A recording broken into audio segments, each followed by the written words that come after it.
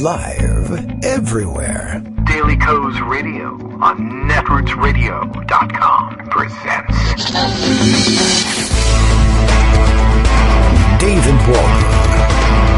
Kagro in the Morning Show.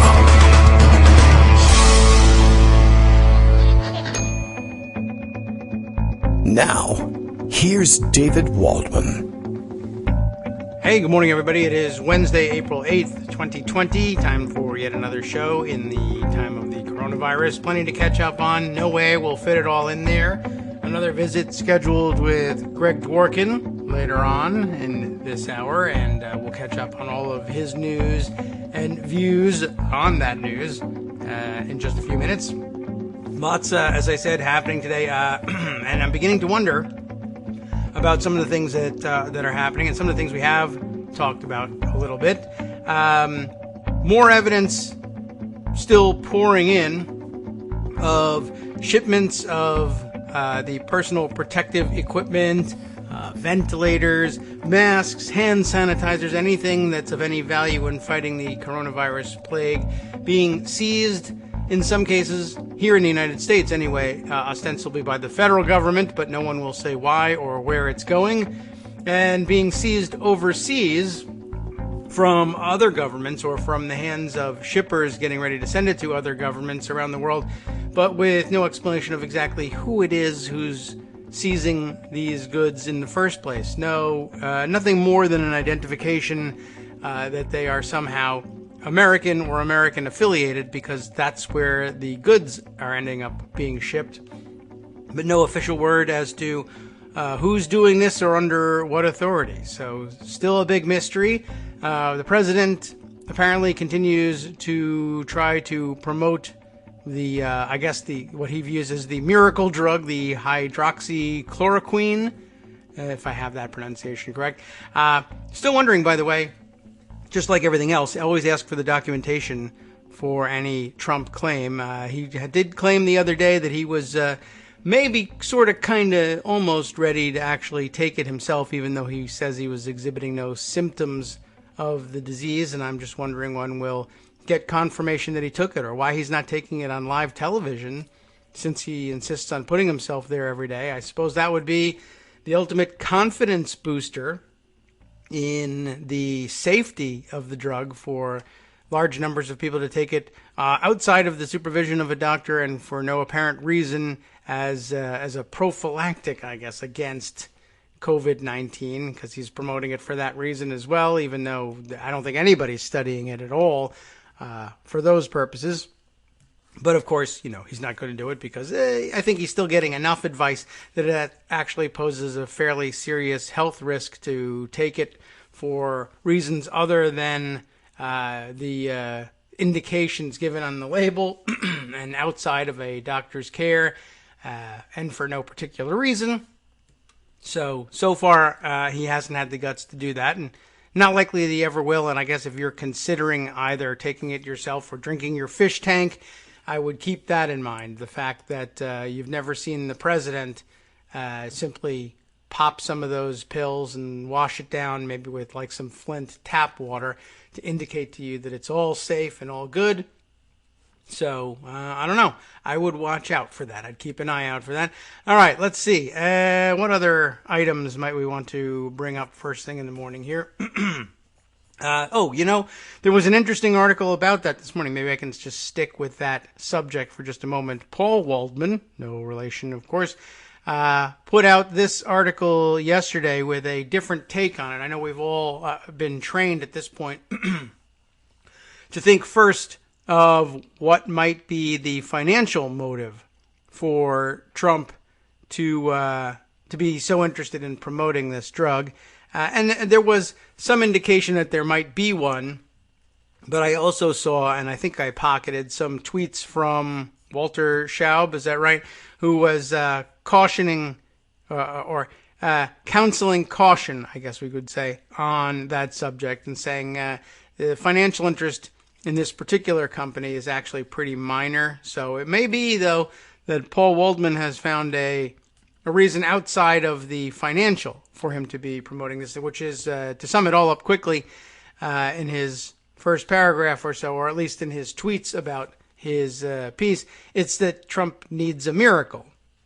This thing is falling apart, and it's gotten away from him, and it's increasingly obvious every day with another report out in the last day or so about, or another report of another report that Trump ignored, which was attempting to, flag his attention for the emerging pandemic risk. And once again, he ignored it and downplayed it once it did make itself apparent.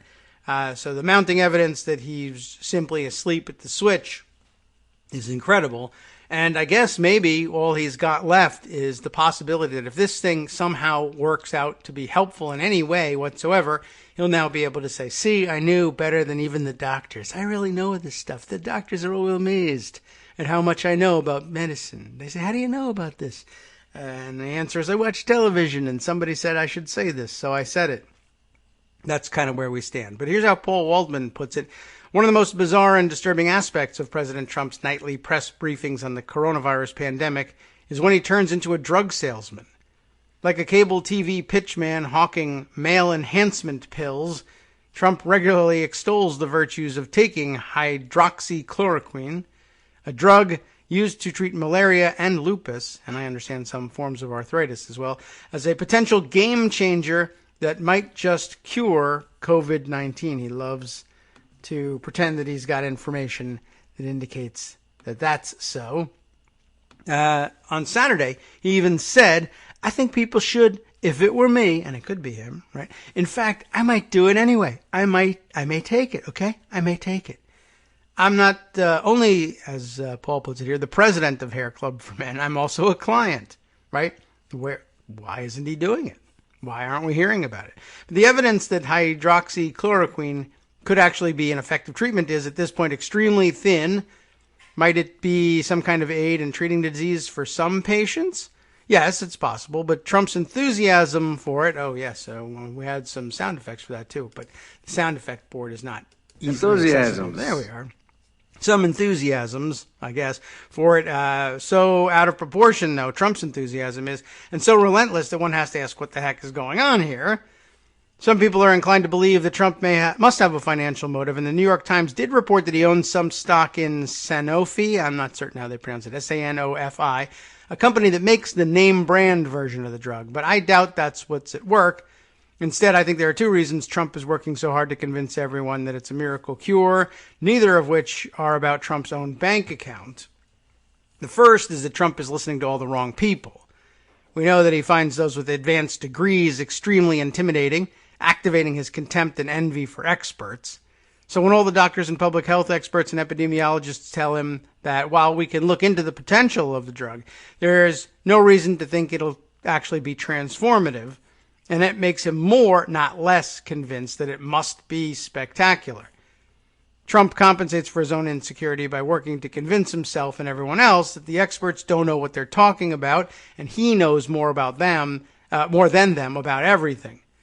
As he said in an appearance at the CDC, every one of these doctors said, how do you know so much about this? Maybe I have a natural ability. The scientists standing with him neither burst out in laughter nor began weeping uncontrollably, a tribute to their self-control, but no help to the rest of us, I would add. So who is he listening to? Here's an excerpt from a recent New York Times article that says Trump first expressed interest in the drug a few weeks ago, telling associates that Mr. Larry Ellison, or as he said, he just said Mr. Ellison. They had to include the Larry in brackets here. A billionaire and a founder of Oracle had discussed it with him. At the time, Dr. Oz, the host of television's Dr. Oz show, was in touch with Mr. Trump's advisors about expediting approval to use the drug for the coronavirus. Mr. Giuliani, that's Rudy, of course, has urged Mr. Trump to embrace the drug based in part on the advice of Dr. Vladimir Zelenko, a self-described simple country doctor. And by the way, ask yourself what country, because as it turns out, Dr. Vladimir Zelenko, to no one's surprise, given that Rudy Giuliani knows who he is originally Ukrainian. That's not included here, but just thought I might throw that out there. Giuliani still hasn't dropped his obsession with Ukraine. A self-described simple country doctor who has become a hit on conservative media after administering a cocktail of hydroxychloroquine, the antibiotic azithromycin, and zinc sulfate. So, Trump is getting his medical advice from CEOs, a TV doctor who's been assailed for promoting quack treatments, and Giuliani. One of Giuliani's main sources of information on this topic, by the way, is a guy who runs a company providing medical supplies, that's good, to cruise ships, that's shady, and who was once sentenced to a year in jail for extorting Steven Seagal.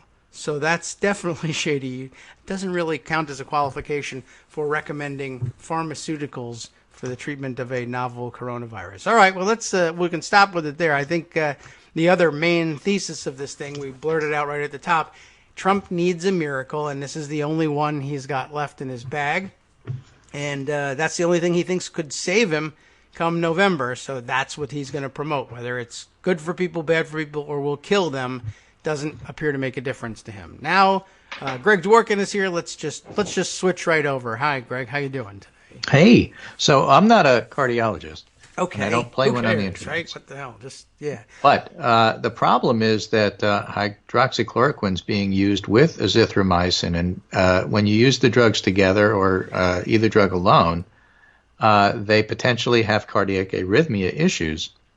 And so both in Sweden who needs a heart? And in a French study, and this piece that I just put up for you from the Mayo Clinic, all say the same thing, which is basically you really have to be careful about cardiac side effects with this medication.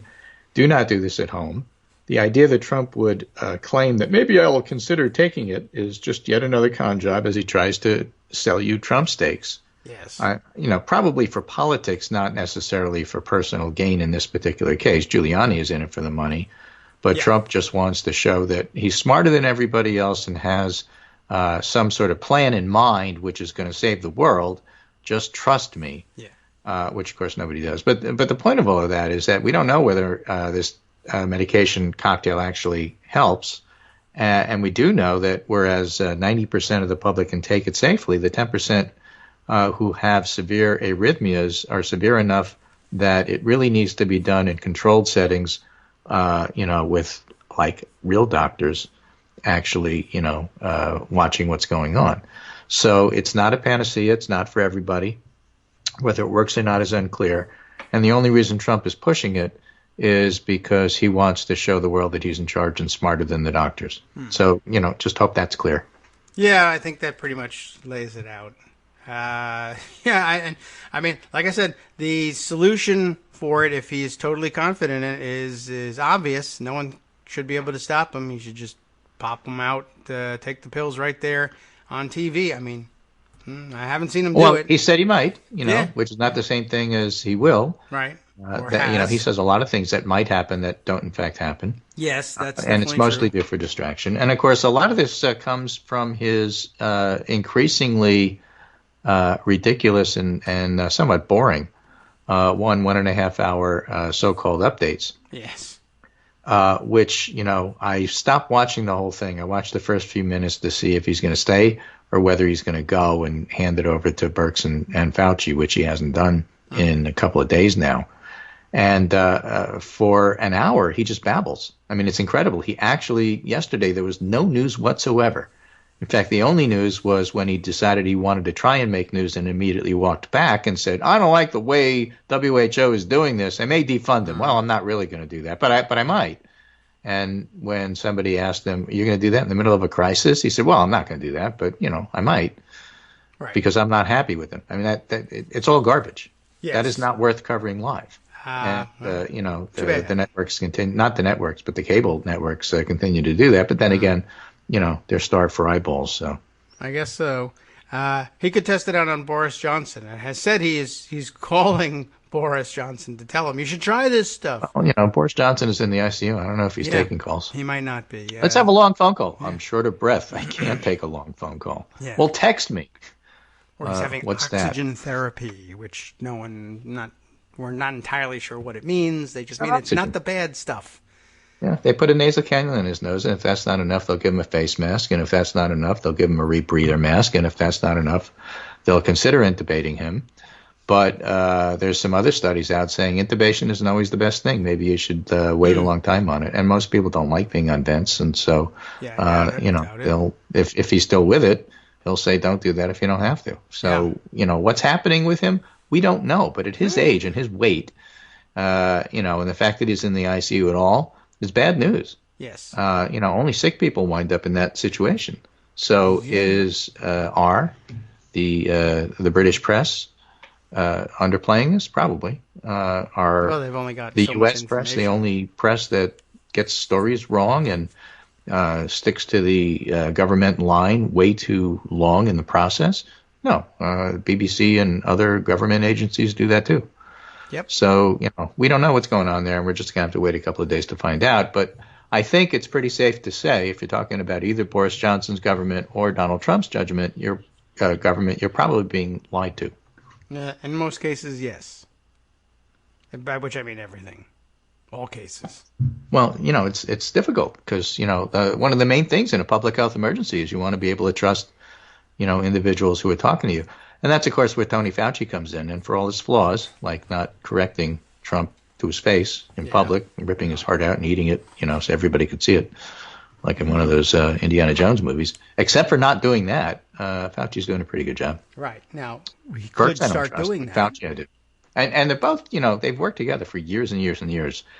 This is all, this is how you survive in Washington, by being apolitical while being very political. It's the John Bolton school of how I get by. Yes. And Bolton, of course, has a reputation not of being a super smart, analyst, except if you're a neocon.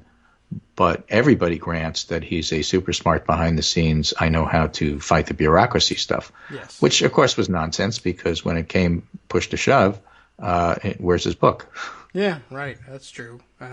He didn't win in the policy arena, and he didn't win that either, and now nobody even talks about him, and it's like old news, and who cares? Yeah, he did try to muscle back in the middle of this thing, and no one was interested. Right. I mean, the only interesting part is he's the one who was in charge of cutting the pandemic response team from the National Security Council. Didn't help him. You can have a reputation built up over decades of being a good political infighter, and it falls apart when you lose. And so, Birx certainly more than Fauci is in that situation, but Birx works directly for Trump in this setting, whereas Fauci still works for NIH and is lending his expertise to CDC. It's not quite the same situation, not quite the same scenario. In any case, where are we at? Well, it looks like in New York City, maybe Connecticut, maybe New Jersey, there's glimmers of hope that maybe the curve is beginning to flatten a little bit. Again, we have to emphasize, it's not a peak in the traditional sense that you see a spike in one of these graphs. It's more like a plateau. One of those, westerns in the distance there. And the peak can last 8-10 days, and you need a lot more data to really know what's going on. The issues in terms of trying to track things is some things you can do accurately, like how many admissions are there in the emergency room, or are the emergency rooms overflowing, or how many people die in the hospital. There's things you can't necessarily do accurately. Are all those deaths due to coronavirus? We don't know, because not all the deaths are tested. A lot of them are. But up to 10 times the normal amount of people are dying at home in New York, and they're not necessarily being tested. So if you don't know the numerator, which is how many people die, and you don't know the denominator, which is how many people have the virus, and you really don't know what the case fatality rate is, and you don't really know exactly what's going on, you sort of have an idea. And the best way, which is the safest because it doesn't rely on testing, is to look at hospitalization rates, ICU rates, and that's what the University of Washington model does when it looks at what's going to happen in your individual state, and that's the best case scenario model that the feds are using right now. There's other models out there that are worse. And so when people say, well, I think it's peaking, what they're really saying is, I don't think that we're admitting people at a rate that was like a week or two ago. That seems to have slowed down. And that's good news, but that's still a pretty hefty rate, and there's still a lot of people in the hospital. There's still people dying. And so that's important to emphasize. And why would you emphasize such a basic point things are horrible, but they're not getting worse is not the same thing quite as it's getting better. But Fox News is still pushing the idea that, oh, well, it's not as bad as it looked, and maybe all these deaths are overhyped. Yeah. You can find Brett Hume doing that on yes. Twitter. You can find Hannity doing it on television. The weird thing is that, and I had a whole screed about that this morning on Twitter, is I don't think it will last. I mean, for example, this New York Times story from today, coronavirus was slow to spread in rural America, not anymore, I think is very much to the point. You can't hide it when it's actually in your community. So, as this winds up hitting those particular areas, you could expect that, the way it hits you is going to be greater. And that's also true as the economic ramifications, which as bad as it is with probable, 10, 15, 20% unemployment right now, the worst stuff still hasn't hit. Yes, that would be and people don't understand these 2 points. The bulk of the virus hitting, the bulk of the economic bad news hitting, that hasn't happened yet. As bad as things feel right now. Economic news even, yeah. Yeah, because, supply chains drop and then, states wind up figuring out they don't have as much revenue. Then states have to start laying off people. That increases the unemployment. There's a whole bunch of stuff that's other shoes to drop. That's still going to happen. So, the social distancing is important. Obviously, it can't go on forever, and there's lots of discussions about how to stop it, but now isn't the time. And Fox News pushing people to do it is the worst possible situation. Yes. And that's why you have weird, Republican governors who are still resisting the whole concept of what it is that they're really supposed to be doing. So, yeah. Now, politically, I think that everybody's so traumatized about 2016 that they don't want to consider reality. What I mean by that is, what if the end result of this Fox News distortion bubble, downplaying and misleading in a crisis, is dropping trust in Fox News? Oh, well, that would be. What if it results in dropping trust in Trump? People are afraid. Hopefully it should. To say this, and they all say, "Well, nothing matters. Anything his base is unshakable. This, that, and everything." What if it's not true? That would be great. I'm not insisting it happens, but the point is, people are really quick to say, "Well, none of this is going to matter and nothing will change." Well, they have seen you also posit the other end of the Overton window that everything will change. Why don't you do that? I don't know. Nope, not to. Well, yes. I mean, what if Trump gets crushed in November because everybody hates him because he led to everybody dying? Well, that would just be normal, like people reacting normally. Therefore, it's something not impossible to consider. But nobody will. Nobody will say it out loud. It's just really weird. Well, it's I don't know. I mean, I guess it's out of fashion to be hopeful at this point. Exactly. That's kind of my point. So, any evidence for that? Well, look, he's got shaky numbers. He really has no bump in terms of a rally. New CNN poll out today. I think he's at 44 or something that's not especially impressive. But there are some other numbers that also not so good. Navigator Research, for example, has their tracking poll out today. For the first time in tracking, Democrats in Congress have an edge on who's better at handling coronavirus, 44-42. Oh, interesting. Okay. Really, the first time? In the CNN poll from this morning, Trump job approval over handling coronavirus is 45-52, which is a drop. His overall job approval is 44-51, which is decent. Okay, so it's actually a tad up from the last poll when it was 43, so he's at 44. But when you dig in the numbers and you look and see what's going on inside the poll, people are getting very skeptical about how Trump's handling the coronavirus issue, but they still give him good marks in the economy, which gives you an idea that those numbers are on shaky ground, which is something Ron Brownstein was writing the other day. And Gary Langer from ABC polling guy looking at the numbers underneath, saying something similar. In fact, if I could put my hands on it, Tom Edsall had a piece back on April 1st, which talked a little bit about the polling. And I'm just going to see if I found the piece. Now I just want to find that one spot, which he's got like these articles go on forever and ever and ever. Well, he's got Jonathan Haidt, he's got Gary Langer, he's got a whole bunch of other people, but underneath are really shaky numbers about how you think the government performance is, and that just takes a while to sink back into actual approval. In fact, one of the startling things in the CNN poll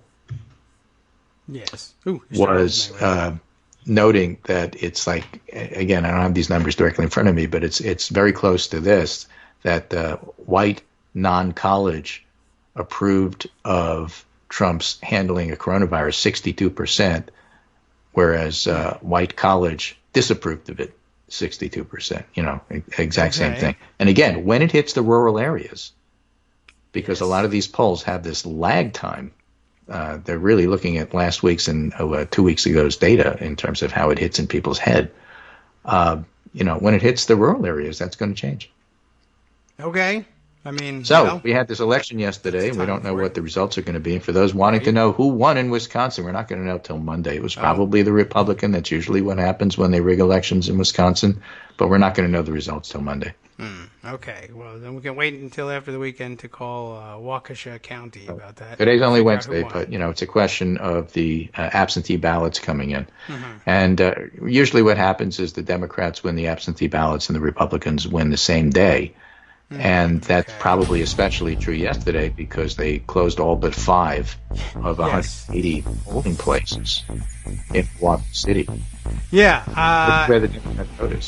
Right. So the heroes who went out and voted because they felt it was their duty are wonderful people, but that's just overwhelming odds. Yes, and we hope that, we'll have to check in on their health for the next 2 weeks and see that everybody stays healthy, and I hope that that's the case. We saw some initial figures. I don't know whether they're verified about how many people have turned out to vote. Bad news. Hi, it's me, David Waldman, your host for Kagro in the Morning, and I've learned that I either need to update these announcements more often or stop saying that the announcements are brand new. What's not new is that this message, too, is a call for your support in keeping the Kagro in the Morning show on the air. My thanks go out to all of you who do support the show through your donations. The stats say that Kagro in the Morning fans download our program about 2,000 times each weekday, but our donors make up only about 8% of our daily listeners. Patreon.com, Patreon.com, makes it simple to make easy, secure, recurring monthly contributions to support our show. Patreon.com/KagroX gets you straight to our donation page. If we're helping keep you sane during the Trump era, consider what that's worth. $1 a day? 50 cents? One thin dime?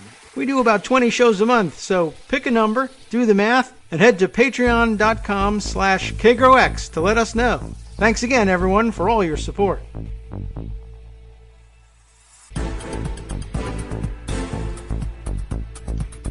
Welcome back now to the Kagro in the Morning Show here on Edwards Radio. Greg Dworkin's still with us. We're still trying to figure out whether there's any numbers to be had about turnout in, all over Wisconsin, really. I've seen some numbers floated, but I have no real source for it that makes me feel good about the numbers. But what have you? Well, I got a source. Okay, excellent. Let's try yours. This is Craig Gilbert, who's Washington bureau chief for Milwaukee Journal Sentinel and JS Online. And he writes the Wisconsin Voter Blog, and he's into this sort of thing. Yeah. So Milwaukee County is different than Milwaukee City. But Milwaukee County took a big jump in absentee ballots returned in today's data from 125,000 to 152,000, and about 56,000 of those are City of Milwaukee. And that's a higher than the total votes cast by Milwaukee County in 2019 court race. So there's more absentee ballots this year than there was last year. That makes a lot of sense. You would expect that. Or we don't know what the in-person numbers are, but we do know the absentee ballots now top 1 million. 1.2 million were sent out. And 1 million were returned. So most of the people who got absentee ballots returned them. The problem was you couldn't get them. Yes, right. A lot of people who made applications and waited for weeks and said they got nothing. So that's right. So, for example, the City of Milwaukee, the turnout was 75,000, including Election Day. And that'll grow as more absentees come in. That's City of Milwaukee. All right. And that's a Democratic area. And it seems low, but there's really no analogs or no analogies, no analog in past Aprils to compare, says Craig Gilbert. It's pretty poor compared to peak elections of 2016 and 2004, but it's pretty good compared to 08 and 2012 mayor races and most Supreme Court races. Okay. So hard to know. I mean, in 2004, 163,000 people turned out. Yes. Right? And for Supreme Court in 2018, 58,000 turned out. And this is 75,000. You know, so what do you compare it to? A Supreme Court race in 2007 got 43,000. So, you know, you can't look at the numbers and know much of anything. Yes. Here's this confirmation for the numbers that you came up with. The original source that I saw retweeting these ridiculously low numbers now has in their tweet thread a correction to basically the numbers that you just gave us, about 75,000 ballots cast in Milwaukee, which is, I was going to say it sounds kind of low, and it's low compared to what I had earlier heard was the norm, but I earlier heard what was the norm from the same guy who gave the completely wrong answer earlier. So, all right, well, I don't know, it may be that this other person is saying 75,000 because he saw what you just saw. But that sounds again, a lot more likely. Don't predict. We really don't know what's going to happen. The most likely outcome is the Democrats did okay in the absentee ballots, got screwed out of some absentee ballots because they didn't get them in time, and they had to be postmarked yesterday, but they could still arrive by the 13th, and that's why we won't know until the 13th, and that's why we won't know until next week. Okay. The odds are that the Republicans are going to squeak through. That's typically what happens in these elections. But these aren't typical times, so we'll just have to wait and see. Okay, I will wait. And lots of people really have nothing to do but wait. Yeah, exactly. Now. Okay. So let's see what other stories we could tell you. It's probably not. Here's a good one. Stop undermining health policy with misinformation. Let's agree we don't know enough, and we do know a lot. This is by my Yale medical doctor friend, Howard Foreman, the Howie on Twitter. And he often posts updates of what's going on all over the world with coronavirus. But there are some contrarian theories about what's going on here. In the Wall Street Journal, professors Aaron Ben-David and Jay Bhattacharya argued that COVID-19 fatality rate is closer to 0.01%, which would make it 1/10 of the flu mortality rate. That's crazy talk. Here's the problem. We don't know what the true death rate really is. I think I mentioned people are dying at home in New York and not getting measured. And also, we're not going in and measuring the nursing homes. The ones we do, everybody has it. Yeah. And the ones we don't know. So case fatality rate, way too early to do that, but you still have to collect the data and make the best decisions based on what we have. This is an interesting political analysis article from Josh Krasauer from National Journal. And this one is called The Republican Divide Over Coronavirus. And basically what he's saying is, this isn't a Democratic-Republican thing. You can pretty much know where the Democrats are, and they're pretty united on this. But the Republicans, basically, it's the difference between whether you are one of those Republicans who represents the suburbs, in which case you're Mike DeWine, at least in spirit, Larry Hogan, or Larry Hogan, or whether you're one of those Republicans that represents the rural areas, in which case you're Tate Reeves.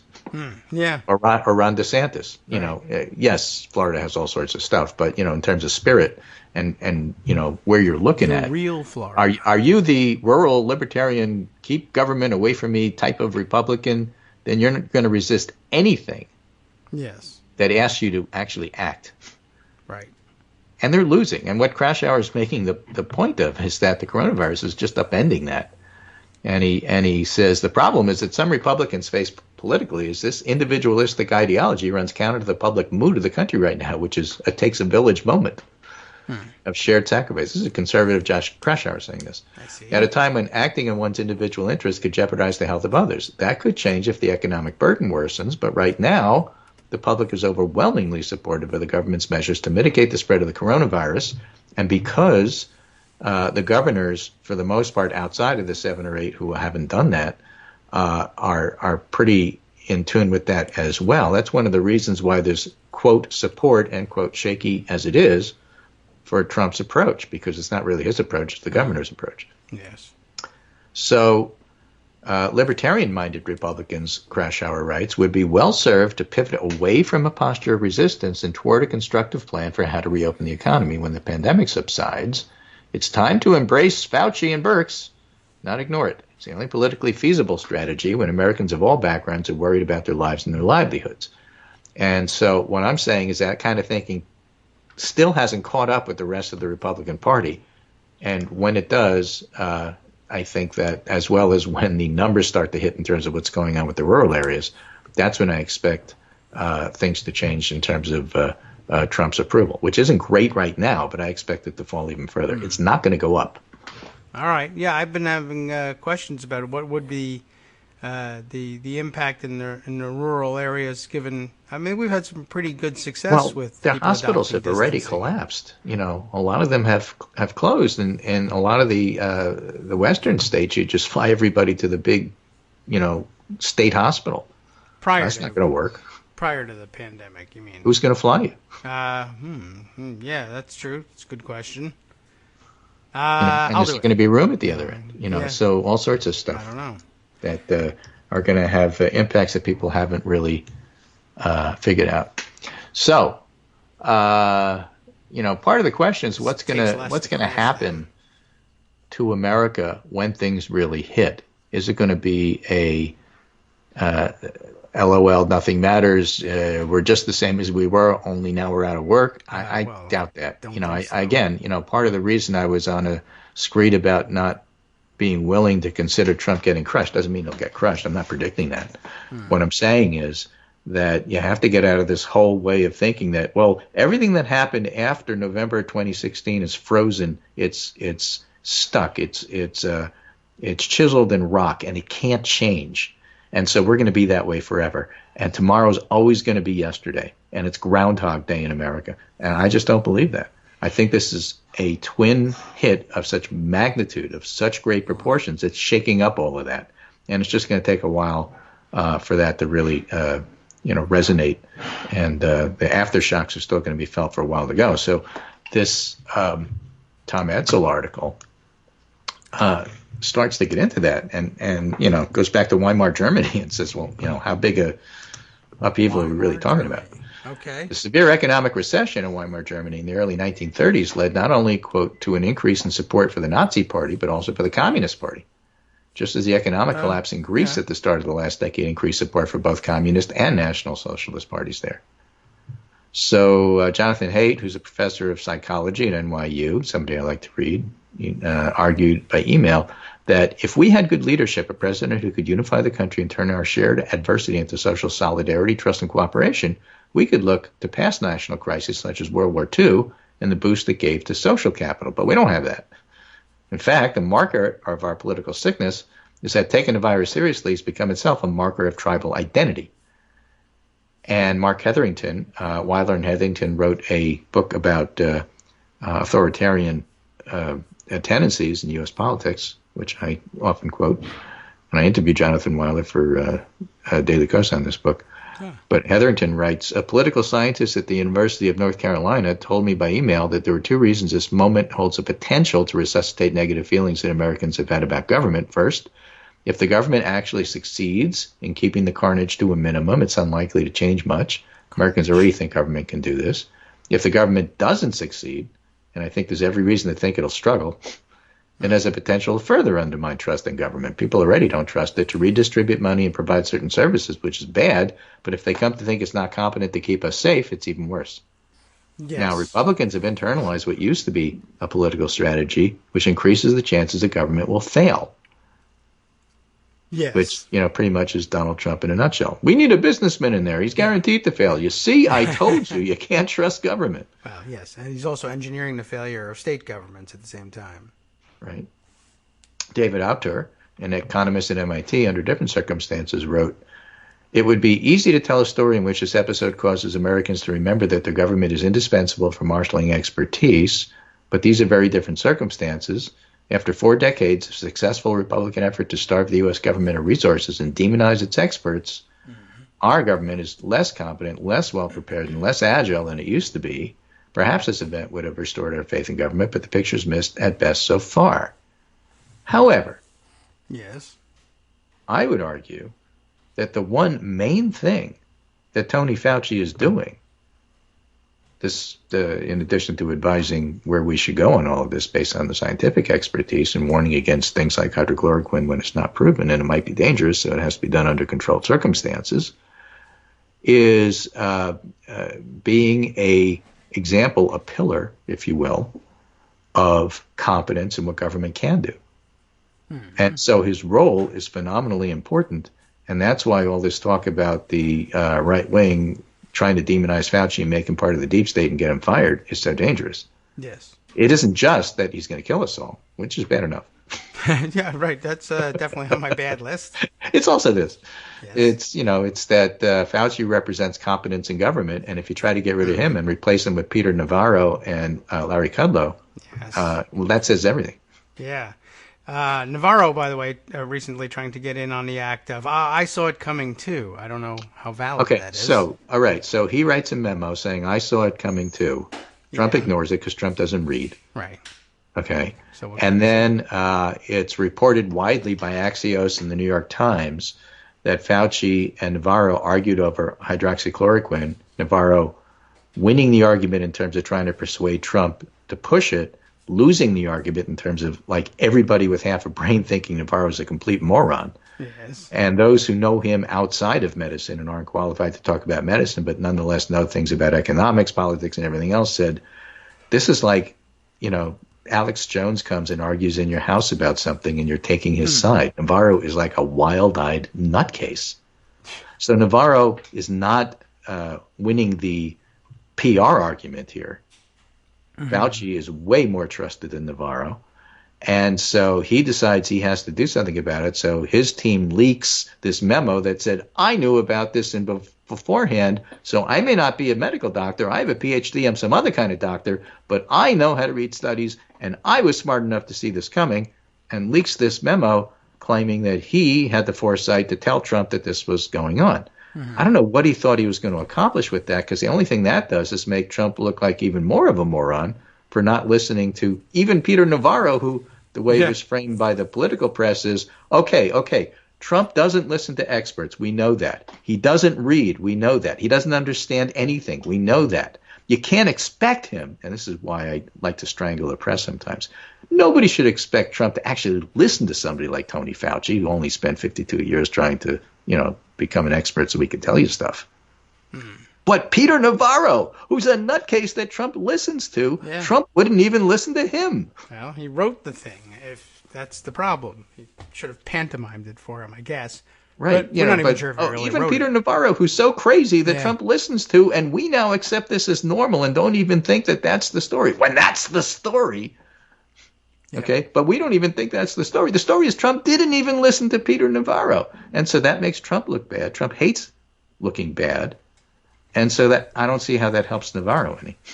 I don't know. I mean, given that he's been on television arguing the opposite, or at least from the opposite point of view this whole time, I don't know.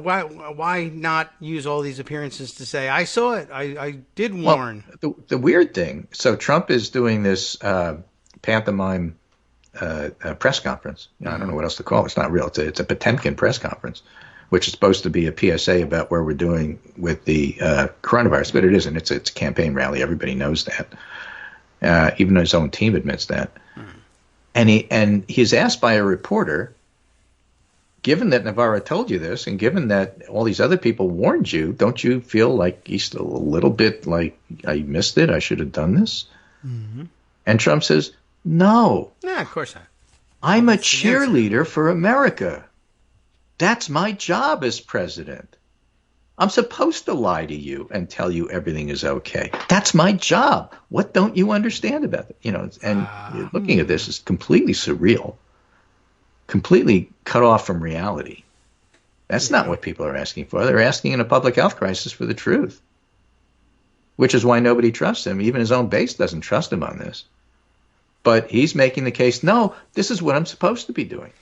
Sure. Which, at every level shows a complete misunderstanding of what his role actually is. But it's another reason why those stupid press conferences should not be covered live. They should be covered, but, in an hour and a half, cut out the 35 seconds of news and show us that. He should do them by Zoom, and they cut off at 40 minutes. How about that? Yeah, or somebody should hack it. Yeah, but that's true. Oh, you could Zoom bomb it and get it. That's a lie. It's not true. Oh, right. That would be great. Unfortunately, he has the television networks to do it instead. He also used his TV appearance to make the flat assertion that all voting by mail is corrupt, except, of course, the voting by mail that he does, which and is his right friends and do, and everybody else does. That's okay. Yes, I mean, he actually just came out. Voting by mail for me is okay because I'm allowed to. He says now all the people who want to do it are also allowed to, but they're frauds and I'm not, which is an amazing thing for him to say. So, getting back to the Tom Edsall piece, this is a piece entitled That's why it's really hard to read those things. COVID-19 is twisting 2020 beyond all recognition. And it's just a warning from the people who study authoritarianism to just keep an eye that when Trump goes ahead and fires all of the inspector generals, there's a lot that can happen going forward that is way too reminiscent of Weimar Germany, and keep an eye on it. Okay. Yeah, I mean, that's a huge story, and I really haven't touched on it yet. When I said 7 now, I mean 7 like yesterday. Whoa, there they are. They're calling in, trying to get back in on the action. But he's been dismissing inspectors general all along, and I think the news yesterday was that he did 7 all at once yesterday, just clearing out anybody who had been held over from the previous administration, anybody who had come up with a finding that was unfavorable in some way to him, everybody on the way out now. And, firing all the inspectors general just as you're handed $500 billion slush fund. With more to come. Yeah. Because now the fourth tranche is going to be worked on by the House. Interestingly, the word is that Mitch McConnell doesn't want a single bill. He wants little pieces of bills. And the reason is, if you have a single bill, then you can hold it hostage and say it's must pass, therefore we can put things in here like you have to ensure that we can vote. Or, we want inspector generals to be in writing in law that you can't just go ahead and fire them in this case. So McConnell wants to break it up into little pieces. If he can pass the little pieces one at a time, it becomes much harder to say this is must pass. And therefore you have to, we have to capitulate to those radicals in the House who want good government. So we'll see how that goes. If the House passes their stuff first before McConnell can organize the Senate to piece together different bills, we'll see how that goes. That I throw in your lap. You're more attuned to how that works than I am. But I am just reading from Jake Sherman and other people that that was the current plan, and let's see how that goes. All right. Well, I will have to see that and analyze it myself. You can share that article or tweet or whatever it was you picked it up from. Yeah, I'll find it. And then I'll move right past it because not necessarily today. I mean, we got tomorrow. We can talk about it tomorrow. They're not moving anytime soon. They're still all hiding. So. Right. Meanwhile, Joe Biden has a Make Coronavirus Relief Work for Families and Small Businesses Help Them Now opinion piece in the USA Today. I just mentioned that for those of you who say, where's Joe Biden? How come I never see him? Because actually you just have Trump sort of hanging himself with enough rope right now. You don't really need Joe Biden. But if you want him, there he is in USA Today. Sure. We got this great story here, wonderful story, heart-lifting. I always like these human interest stories about the pastor who declared that coronavirus was a hoax and went down to New Orleans and then got coronavirus and died, Yeah, that's hard. That's uplifting. Yeah. Well, in a way, we're right. It's a dangerous thing, and if you go out... Pastor who decried hysteria dies after attending Mardi Gras. Which is another one? A different one? Who's this? This is from BBC, BBC. A couple of days ago. It could be the same one you were already aware of, but, there was a Virginia there was guy. a woman who said it was a hoax and died. That was a different story. Oh, yes. Right. I'm just trying to make the point that this is going to penetrate into rural America in ways that are unanticipated, because just pretending it isn't true and listening to Fox isn't going to do it for you. Yes. Oh, so I have seen this guy. He's a Virginian. And, we did see him. He looked like an interesting guy, just not good for medical advice. Great if you liked, music and, I guess, old-time religion. But Not so great as a medical advisor. Well, no problem now, though. He won't give you any more advice. Right. So there you have it. I mean, Okay. it's the fact of the matter is that you can only fight off reality for so long. Speaking of reality, I'm looking at the MSN tracking poll this morning. Just for example, it's got Trump approval 41, disapproval 53, and that's down from the 44-51 that Trump was at its peak. But I was looking at Wisconsin. Today's tracking poll has the Democrat higher than the Republican. Specifically for Trump-Biden, it's 50 Biden, Trump 42. That's an 8-point lead. It was 9 yesterday. But that's Wisconsin. Michigan is 40-51 Biden. Florida is 41-51 Biden. Florida is going to be hit really hard by this in the next coming days. That's the place to watch. See how it's happening, too. Also, Michigan, of course. Michigan is 40-51 Biden, but Michigan is going to be a hard-hit place. Louisiana is as well. Trump is leading there still, 40. No, actually, it's 47-46 Biden over Trump in Louisiana today, and that's a place that's going to be hit harder and harder. Now, these numbers aren't in a hot spot. Formal. These are not going to be permanent. These are only trends. It doesn't predict what's going to happen later on. But the state of Washington, where it hit hard first, Trump is 33, Biden 59. That may be the future for the rest of the country. Just saying. It's what happens when it hits, because even the moderate Republicans sort of say, well, you underplayed it and look what happened to us. And that hasn't happened to the rest of the country yet. But I'm telling you, this virus is coming. Yeah. All right. Well, I don't know. I heard that it wasn't. Yeah. Something. Well, you know what happened to the guy who said that? I just did it. What happened to me? No, not you. That pastor. Okay. Oh, that one. Yes. He said it was nothing. Right. That's true. Well, one of many. And not enough, really, quite honestly. People who said so and in so doing endangered many others are having to actually personally deal with the virus. Well, let's just encapsulate it for you. I'm going to end with an Atlantic article from David Frum, former Bushy, yes, now a never Trumper. And he's a speechwriter. He writes well. yes. And let's just give you the headline so you can see where all of this is going. The headline of his piece is, "This is Trump's fault." So far, so good. End the speech right here, David. Yeah, the president is failing, and Americans are paying for his failures. I don't take responsibility at all, said President Donald Trump in the Rose Garden on March 13th. These words will probably end up as the epitaph of his presidency, as the single sentence that sums it all up. That's going to be his mission accomplished. Right? Yeah. He fancies himself a wartime president. He's basically losing the war. Trump failed. He's failing. He'll continue to fail. And Americans are paying for his failures. So, it's basically the article in a nutshell. But it's not hard to see. It's not hard to say. And, Trump will kill us all 2020 is going to be the bumper sticker. So I'll leave you with that. Okay. And we'll try to round up other things. I had a homework assignment for you, which I've already forgotten. Oh, yes, right. The bills? Oh, yeah. How McConnell's going to break up the bill into different pieces. I'll see if I can track that down for you. But we'll talk about it tomorrow. Okay. So take care. Wash your hands. Stay home. Okay. And, keep track of the polls. Trump's in shaky ground here, and we'll see what happens going forward. Okay. Right. Take care. Well, thank you. You do the same, and we'll check in with you again tomorrow.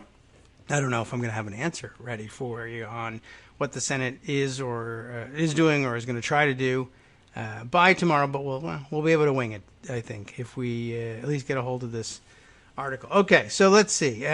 More word from more sources about the seizure, the odd ongoing seizure by the federal government, maybe, sort of, kind of various of the equipment that the states are being forced to procure for themselves. This time from the Los Angeles Times. I guess we'll just add this to the pile. I don't know if we really need to go all the way through this or not. Hospitals say feds are seizing masks and other coronavirus supplies without a word.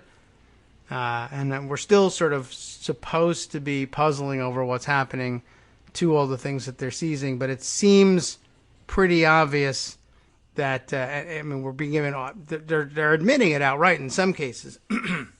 That essentially what's happening is They're simply seizing these goods, saying we need them for the federal stockpile, which is something that has gotten a little bit of extra attention in the last couple of days for various reasons. So we're seizing them, and there's as always, a kernel of truth in there that could, in competent hands, make more sense. If the federal government were stepping into a chaotic multi-state bidding war and seizing these goods in an effort to shut down this chaotic multi-state bidding war and instead coordinate from a national policy level the control of needed supplies and assets and farm them out to where they're most needed based on data and the science that's coming in and being collected on a national level, that would be something that would be a lot easier to understand. But because the Trump administration has insisted all along that they were not doing this and that it wasn't their goal to create a coordinated national policy for these things, but rather that the states should be doing this, it makes no sense whatsoever. This is sort of like what we were describing the other day, that the federal government is often given enormous leeway and granted exceptional powers to do things like this because it's expected that there will be a national coordinated response to these things. And that's why the federal government has the leeway in the courts to get away with things that might be questionable otherwise. But if you are not utilizing those powers to coordinate a national response, but for no reason whatsoever, then there's no reason for courts to recognize and uphold the right, the power of the federal government to make these seizures. But of course, no one's challenging any of them in court. There has been no time, and none of the courts are open anyway, and it'll all be over and done with by the time anyone gets a case filed to begin with. But anyway, more evidence of this from the Los Angeles Times and internationally. Yeah, maybe it's best that we don't dive directly into those articles, but head instead to what this may mean for us in the future, given the fact that everyone seems to be finding the same thing. Welcome back now to the Kagro in the Morning Show here on Netroots Radio. Let's see, the shorter version of, I guess, what the Los Angeles Times is coming up with was encapsulated in a Wolfram tweet just recently. He's quoting, who's this?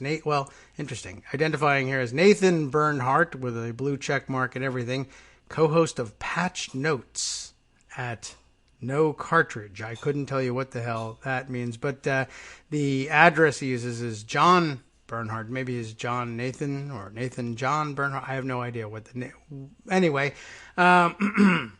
he's got a thread here based on, let's see, we've got to trace this all the way back, based on another thread or another news story. This one circulated by Kim Mai Cutler, who is a writer in her own right here. Well, let's see, Nathan/John Bernhardt saying, seems pretty clear at this point that the federal government is seizing medical supplies, because it's being reported that way, selling it, but he thinks what's happening, as I do, because also people are providing some reporting, at least on this, selling it to GOP-connected middlemen, intercepting, seizing, and outbidding the sales from those middlemen, and then selling the gear thus seized back to those same middlemen in a loop. And let's see. I don't know if we have any solid reporting on that last part, but it's what seems to be happening, given how much equipment is being bought, how many middlemen are operating in this space, and how many states keep insisting that things that they've bought and rebought are getting seized and not showing up. It's awfully difficult to see. Let's see. Okay. Well, here's how do you like this for an infinite loop? Okay.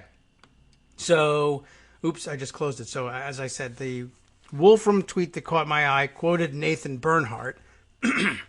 This is the great news bubble that we all live in here. Nathan Bernhardt's tweet quoting Kim Mai Cutler. It's Kim Mai or Kim May. I don't know. Kim Kim-MAI. You tell me how that might be pronounced. And she saying, finally, a national news story. And guess what news story it links back to? The Los Angeles Times story that I just had open here for sharing. Wolfram's summation of it, though, was that it should be blindingly obvious that A, this is happening, and B, it is evil beyond description. And in the next few days, every single Republican will tell you it's a hoax, it's not a story, and it's business as usual. We have, in fact, seen, I think somewhere in my pocket stories is a story that identifies the official I was speaking of, someone who's got a very nearly unpronounceable name, too, insisting this is the way things are supposed to work and have always worked, and I don't know.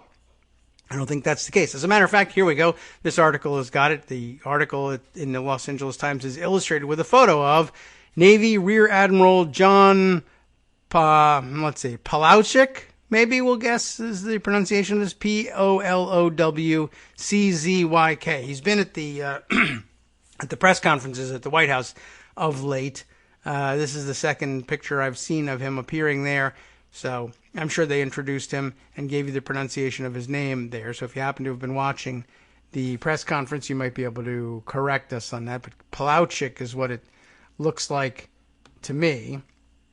And, well, here's the story from Noam Levy at the Los Angeles Times. Although President Trump has directed states and hospitals to secure what supplies they can, the federal government is quietly seizing orders, leaving medical providers across the country in the dark about where the material is going and how they can get what they need to deal with the coronavirus pandemic. Hospital and clinic officials in 7 states described the seizures in interviews over the past week. The Federal Emergency Management Agency is not publicly reporting the acquisitions, despite the outlay of millions of dollars of taxpayer money, nor has the administration detailed how it decides which supplies to seize and where to reroute them. Officials who've had materials seized also say they've received no guidance from the government about how or if they will get access to the supplies they ordered. That has stoked concerns about how public funds are being spent, wouldn't that be nice to know, and whether the Trump administration is fairly distributing scarce medical supplies. That, too, we need to check on, because it's every indication that they're not. In order to have confidence in the distribution system, to know that it's being done in an equitable manner, you have to have transparency, said Dr. John Hick, an emergency physician at Hennepin Healthcare in Minnesota, who has helped develop national emergency preparedness standards through the National Academies of Sciences, Engineering, and Medicine. The medical leaders on the front line of the fight to control the coronavirus and keep patients alive say they're grasping for explanations. We can't get any answers, said a California hospital official who asked not to be identified for fear of retaliation from the White House, which tells you all you need to know. In Florida, a large medical system saw an order for thermometers taken away. Florida. How do you believe that? And officials at a system in Massachusetts were unable to determine where its order of masks went. Are they stockpiling this stuff? Are they distributing it? We don't know, one official said. And are we going to ever get any of it back if we need supplies? It would be nice to know these things. Peace Health, a 10-hospital system in Washington, Oregon, and Alaska, had a shipment of testing supplies seized recently. Tests. That's interesting, too. We'll talk about that in a minute. It's incredibly frustrating, said Richard DiCarlo, the system's chief operating officer. We had put wheels in motion with testing and protective equipment to allow us to secure and protect our staff and our patients, he said. When testing went off the table, we had to come up with a whole new plan. Right? I mean, testing, widespread testing is the key to everything. Getting the economy back online, controlling the spread, making our social distancing and all the sacrifices it entails worth doing and much more effective if we can also test and track what's happening to people and make our ability to isolate particular individuals who might be at even greater risk, rather than just simply saying everybody stay home, because we know people aren't necessarily complying with all that. And given what we know about asymptomatic spread, it would be fantastic if we could test people, find out if they are asymptomatic carriers, and say, you in particular while everyone else in the country is saying, well, I will limit the number of times that I go to the grocery store in order to help suppress the spread, what if we were able to say, well, you've actually got it. You can't go even once every 2 weeks. Someone else is going to have to do your shopping for you. And you need to be particularly careful about who you come in contact with. That would make things much more effective. We would be much more on the South Korea model if we were able to do that. But we can't do it without testing. And as hard as the states and hospitals individually are working to try to get their hands on the tests that they need to make something like that happen, the tests are being seized before they get to the buyers. And then maybe being resold to the original buyers at an even higher price, paying both times in some cases in order to get a hand on maybe the same tests. By the way, bit of speculation that occurred to me overnight too. What a fantastic place to turn a buck if you are completely amoral as well. What about the possibility of introducing just outright fake tests into the market? Now, if we're hearing about the federal government seizing tests that have been bought because they had suspicions that they were fake and didn't want them distributed out in the market, that would be one thing. But that would be something you should be trumpeting from the rooftops. But no, this is something completely different. But in the meantime, we could in fact be falling victim to trafficking in fake tests, in fake or substandard PPE, right? Why not just take some stuff and stamp N95 on it and sell it at a premium price?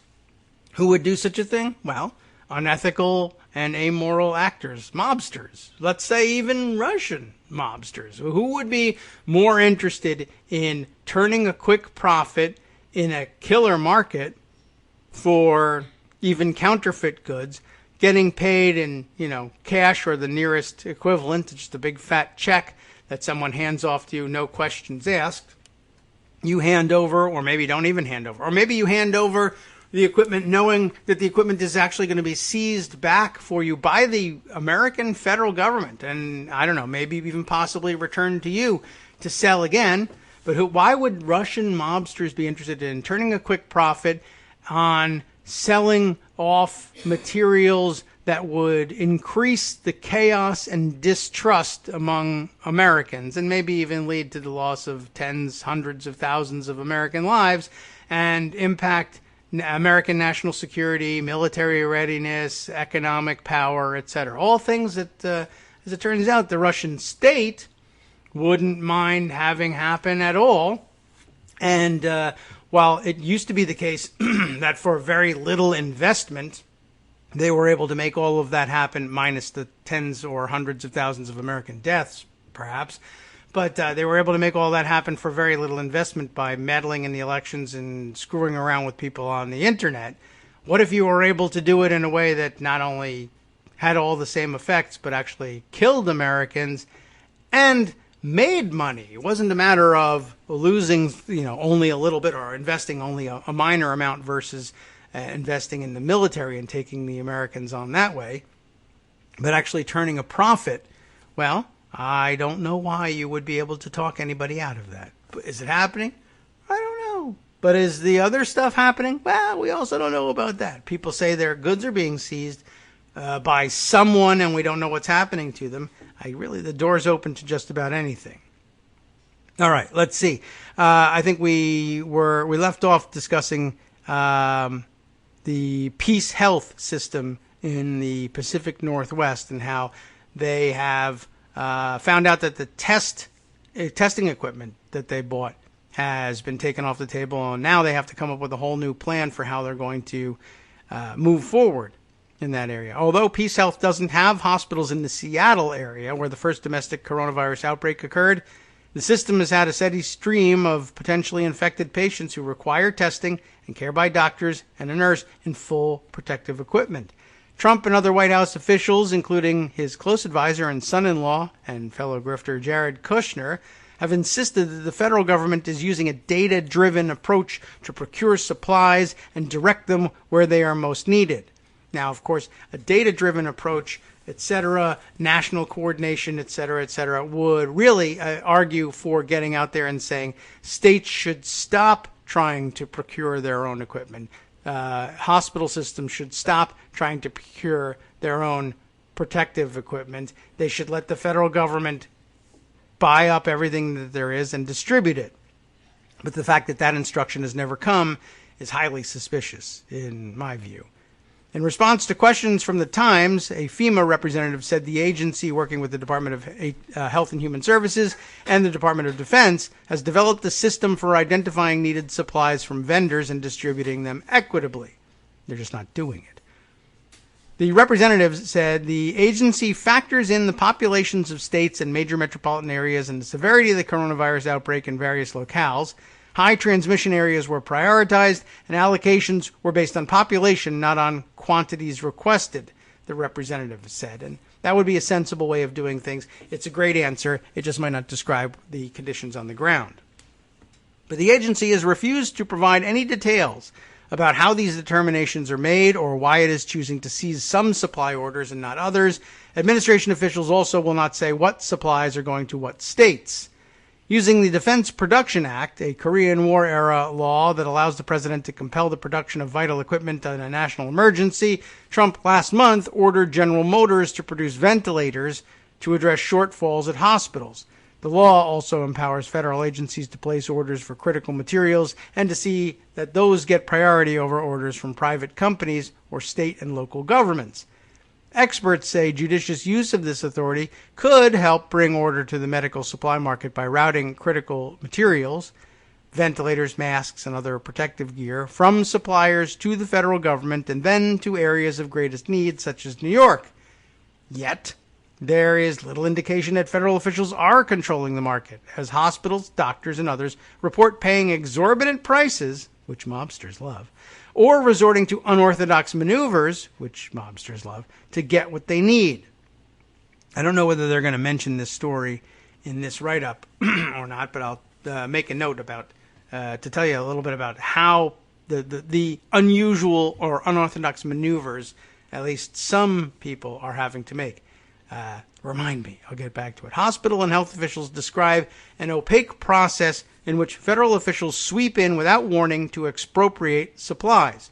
Jose Camacho, who heads the Texas Association of Community Health Centers, said his group, Texas, was trying to purchase a small order of just 20,000 masks when his supplier reported that the order had been taken.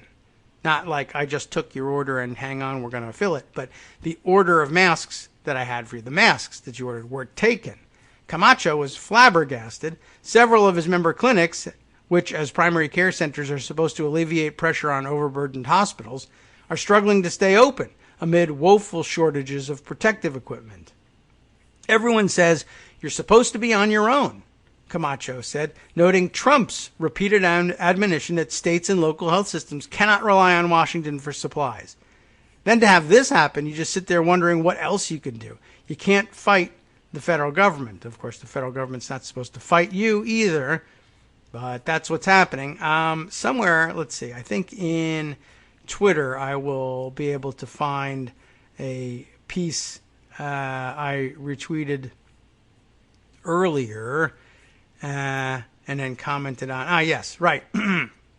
Reports by several out there, and this one I happened to grab from Jim Roberts, the NYC Jim that we turn to fairly frequently here on the show via Twitter. This is the story in the Chicago Sun-Times of how the Illinois Assistant Comptroller, Ellen Andres, raced north on I-55 with a check for $3.47 million. Why? He was on his way to, or she was on her way to meet a middleman who had some masks for them in a McDonald's parking lot to secure a supply of 1.5 million, supposedly, N95 respirator masks. An amazing story, he says, but not at all reminiscent of how a mobster might do business, right? You just bring me the money and I'll meet you in a McDonald's parking lot.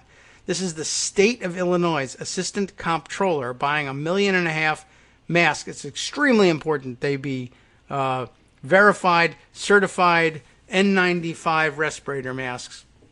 But whatever, I got some boxes They fell off a truck. Give me a check. It's better than cash, but a check for $3.47 million. Quite honestly, no better than cash, honestly. Nobody gives a damn at the banks whose name is on the checks when it comes time to cash the things. But okay. Let me grab the Chicago Sun-Times piece about it, just so you know what's going on here. Mark Brown is the writer on this piece. Illinois adjusts on the fly to meet medical supply needs in a coronavirus Wild West. We keep hearing that term. To meet the deadline of a supplier and get 1.5 million potentially life-saving N95 masks, Illinois' assistant comptroller raced north on I-95 with a $3.4 million check. We heard about that. That was just described in the tweet. Let's see. In a state where the government usually operates on the basis of buy now, pay later, often much, much later, the emergency of the coronavirus pandemic has required a decidedly different approach. About 2 weeks ago, Illinois officials tracked down a supply of 1.5 million potentially life-saving N95 respirator masks in China through a middleman in the Chicago area and negotiated a deal to buy them. One day before they were expecting to complete the purchase, they got a call in the morning from the supplier informing them he had to get a check to the bank by 2 p.m. that day or the deal was off. Other bidders had surfaced. And what kind of situation is that? You got to pay me. I have to get a bank. I have a problem with my bank. I got to pay them by 2 p.m. that day. Or the deal is off. The bank doesn't care about the deal. They care about the money. What sort of situation are we talking about here? Realizing there was no way the supplier could get to Springfield and back by the deadline, Illinois Assistant Comptroller Ellen Andres jumped in her car and raced north on I-55 with a check for $3,469,600. From the other end, Jeffrey Poland, president of the Moving Concierge in Lamont, drove south. Poland isn't in the medical supply business, but he, quote, knows a guy. I'm not even making that up. That's the quote. He knows a guy, an old friend who specializes in working with China's factories. As they drove, Andres and Poland arranged to meet in the parking lot of a McDonald's restaurant just off the interstate in Dwight. They made the handoff there. Poland made it back to his bank with 20 minutes to spare. Illinois already has received part of the mask shipment. There's more on the way. So note what's happening here, by the way, is Ellen Andres has to drive north to Dwight, Illinois with a $3.4 million check. Poland will drive south and meet her in McDonald's and take the check. And what? Where is she going to put the 1.5 million masks? In her car? No, they won't fit. But don't worry, because the masks aren't even there. You just give me the money and I'll make sure they get to you. And then some masks showed up, and then here all it says is there's more on the way. Well, purportedly so. We'll see. I don't know whether there's been any follow-up on this one. This was dated, I think, April 3rd. It's possible the rest made it there by now. And we wouldn't have any way of knowing, but maybe not. Maybe it's been reported. That's just a taste of the Wild West world of emergency procurement taking place over the last several weeks as the state fights for equipment and supplies to protect frontline workers and patients in the battle against COVID-19. Most of that work is being performed by Governor J.B. Pritzker's administration through a rapid procurement strike team. That makes it sound like it's legit, right? Pulling together procurement specialists from around the state government under the auspices of the Illinois Emergency Management Agency. As Pritzker has made clear at his daily briefings, it's an effort made all the more difficult by the absence of a strong, coordinated White House response. That's left Illinois competing against other states, foreign nations, and even our own federal government, and maybe mobsters, for the same material. They're all looking for what have come to be known as PPE, personal protective equipment, masks, gloves, gowns, face shields, plus coronavirus testing kits and swabs, and most prized of all, ventilators to help those most seriously ill keep breathing. There's a separate team working just on ventilators, said Deputy Governor Christian Mitchell, who's overseeing the procurement efforts for Pritzker. When they find what they need, they have to move immediately to complete the purchase before losing out to another bidder, even as the competition causes prices to jump to levels that would have been ridiculous just a month ago. Keep in mind that all this is taking place in an environment in which Mitchell said his people are being told agents of foreign governments are in China with cash to make purchases directly from factories to get supplies for themselves, which of course they're doing because the Americans are doing the same, and they have to compete, I guess. A few days after Andrus's race to Dwight, another comptroller's office employee, Cortez Gillespie, was able to stay under the speed limit, luckily, as he drove to a Road Ranger gas station near, I'm going to guess, Minonk, M-I-N-O-N-K, in central Illinois, to hand off 2 more checks totaling $3.7 million. 2 checks, interesting, to a representative of a Rockford supply company, beating a noon deadline for the purchase of additional masks and safety glasses. What is it with these deadlines? Since then, State Comptroller Susana Mendoza said her office has been working with Illinois Treasurer Michael Frericks to get payments out more seamlessly through wire transfers when necessary, even less traceable, less accountability. A procedure rarely used in state government to pay vendors because, F it, all the money's gone. Frericks says he also has had to intervene with banks to convince them to immediately honor the warrants, and that's in quotes there, that Illinois uses to pay its bills, and not wait a week for the funds to clear. A warrant authorizes payment on demand and can be issued only if the state has the money to cover it. You're seeing all these transactions that are abnormal for ridiculous amounts of money, said Mendoza, noting that the race to get money out has to be balanced with the need to protect the state from being defrauded. Yes. Mitchell said the procurement team is screening all of its leads, trying to sort the wheat from the chaff as best we can. The greatest challenge, he said, is finding ventilators. That's where the bidding war is the hottest and the most cutthroat, Mitchell said. He said there is little hope that the state will have the ventilators it needs before the expected crush hits Chicago hospitals late this month. The saddest part is even when we find the supplies we need, that will mean someone in another state will likely have to do without. Yeah, and that is pretty sad. That's even goes beside the point, really. But what's happening here with states seeing their shipments grabbed and having to race out to McDonald's parking lots with checks to, meet me by noon or you're screwed. I'm not going to give you the whatever it is you're looking for, the masks, the gloves, the other PPE, the tests. Imagine if, some of this was familiar practice to mobsters, and that mobsters were, in fact, circulating regular masks that they just stamped with N95. Or, hell, did anybody even open the box? Are we sure that there's actually N95 masks in there? Nobody knows because the boxes weren't even there. Just give me the money and I'll drive away, and yeah, you'll get what you asked for. It sounds like a great way to do this procurement. And meanwhile, the federal government is encouraging this and saying this is the way it's always worked, which is amazing and probably also not actually true. Let's see. I don't even know. Again, there's so many stories that are buried, but I feel like I want to trace this line of stories down here. And I think this helps add to the more complete picture. A Politico magazine piece here from Garrett Graff. Trump broke the agencies that were supposed to stop the COVID-19 epidemic.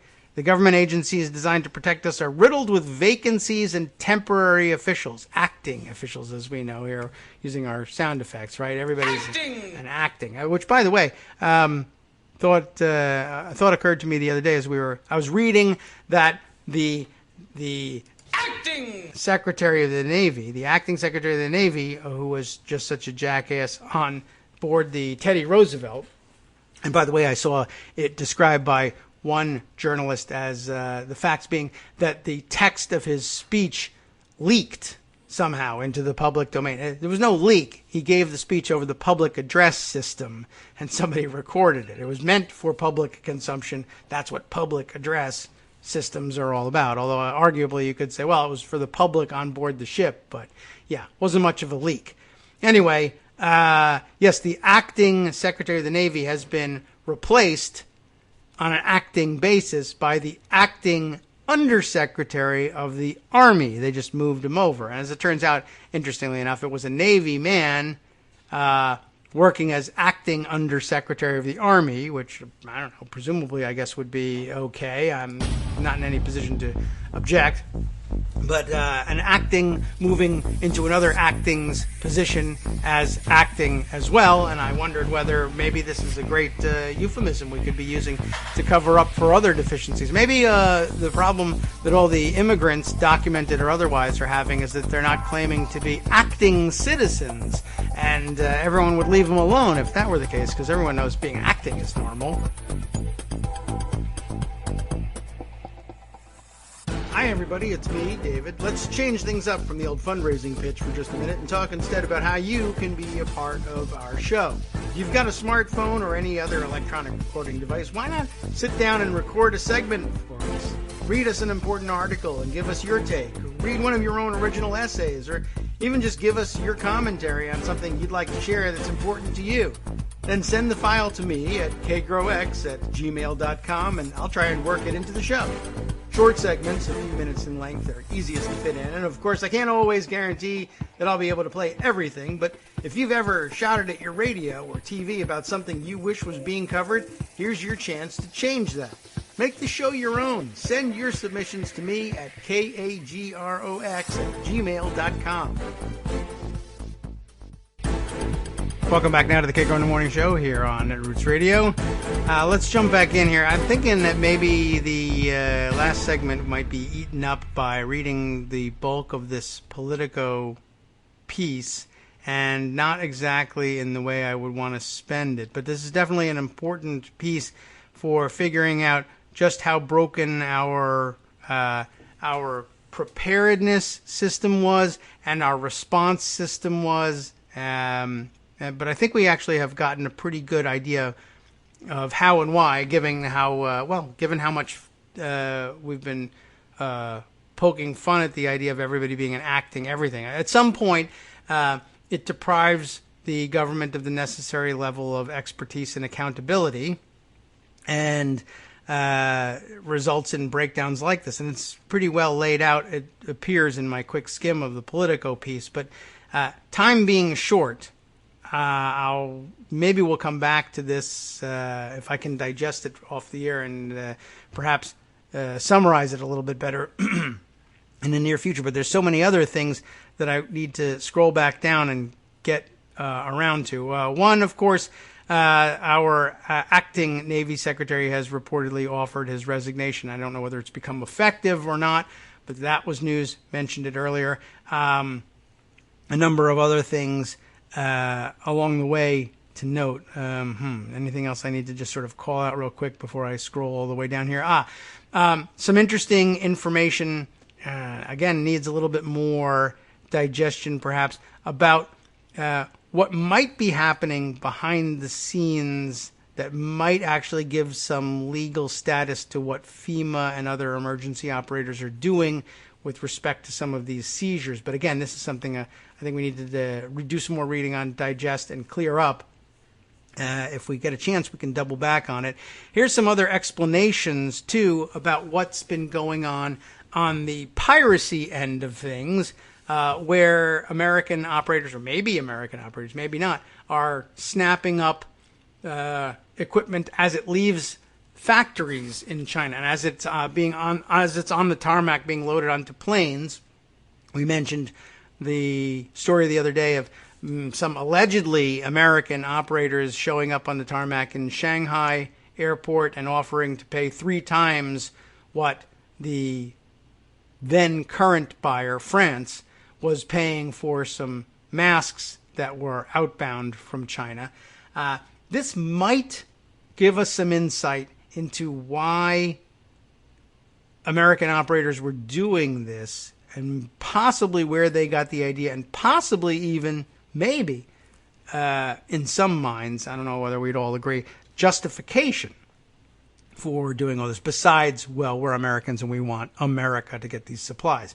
I saw the tweet the other day that I grabbed here by Josh Rogan. Josh Rogan, Washington Post reporter, who says, who puts it this way: U.S. companies are finding out they don't own their factories in China. Although, China being a communist country, I guess that should have been more obvious. But I guess it doesn't always occur to people when they outsource their manufacturing concerns to China, either completely or just in part, that you're working with a system in which it's not entirely clear all the time who owns everything. Until it gets into your hands in the United States, we don't know, what does it mean to own anything like that in a communist country. When they tried to export their medical equipment, the Chinese government stopped them. And the linked article here is to a New York Post piece. New York Post, not really the most trustworthy of all sources necessarily, but I guess a little bit less likely to sensationalize from the right-wing point of view than, say, the Daily News.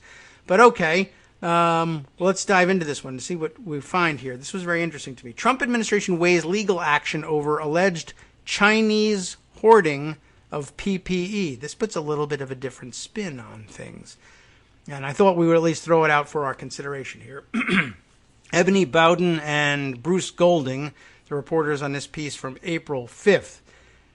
Leading U.S. manufacturers of medical safety gear, and in this case, I think we eventually get around to hearing about 3M in this. 3M, who Trump has been so furious with for various reasons, and whose masks, in some cases ordered by the Canadian government and the Canadian provincial governments, have been, the exports of which have been blocked by our American federal government, causing some tremendous tensions there. Leading U.S. manufacturers of medical safety gear told the White House that China prohibited them from exporting their products from the country as the coronavirus pandemic mounted, even as Beijing was trying to, quote, corner the world market in personal protective equipment, the Post has learned. So there's two things going on here. If there's first, of course, as the coronavirus pandemic builds around the world, other countries are in need of PPE in order to get prepared as best they can be, or to catch up on their lack of preparedness as the disease spreads to them, as was the case here in the United States. But early on, of course, the Chinese could be perhaps, it could be forgiven, certainly, if you're trying to be forgiving and understanding, for prohibiting the export of all these materials when they were dealing with the crisis firsthand, right? This stuff is being, we're doing that here now, right? Trump is saying, well, those masks that are produced by 3M here in the United States, if there's already masks sitting here in the United States and we have tremendous need for them, don't send them to Canada, keep them here and use them. Not exactly fair, of course, and not the free and open market we always say we're competing in and we want other countries to adopt.